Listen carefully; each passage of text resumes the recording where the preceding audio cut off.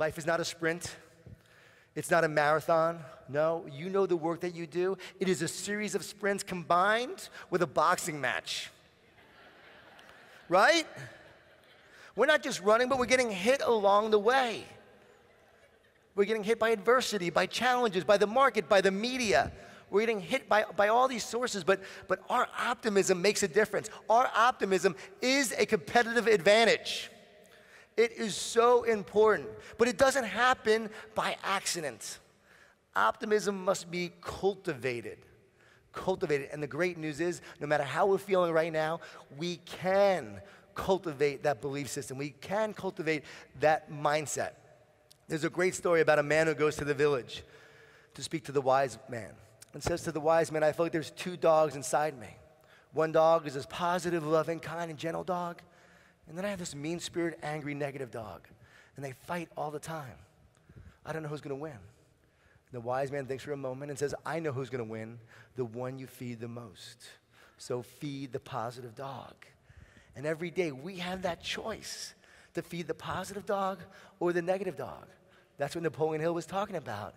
Take possession of your mind. What you feed, you attract. It is about feeding. And we can develop it. And the way we develop this optimism, this mindset, I believe, is through our perspective. The way we see the world. See, we don't live our lives based on reality. No. We live our lives based on our perception of reality. And that perception is influenced by the story that we are telling ourselves. See, I believe we're all living a movie. Every one of us is truly living a movie. And you better be the main character in it. And you have to decide what movie you're living, because if you don't like the story, then you can change it. So what movie are you living? Is it a comedy? Is it a love story? Is it an adventure? One woman told me that her movie was a documentary because she was always learning and growing from it. Is your movie a drama? Is it a horror story? Or is it an inspirational tale? Think about it. In the horror story, the inspirational tale, okay, the victim gets knocked down. In the horror story, they stay down.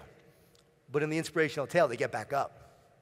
And then armed with optimism and faith and belief in a positive future, they then take the actions necessary to create it. So the story we tell ourselves determines how we live and the actions we take. It is so important to tell ourselves a positive story. And I believe that our perspective can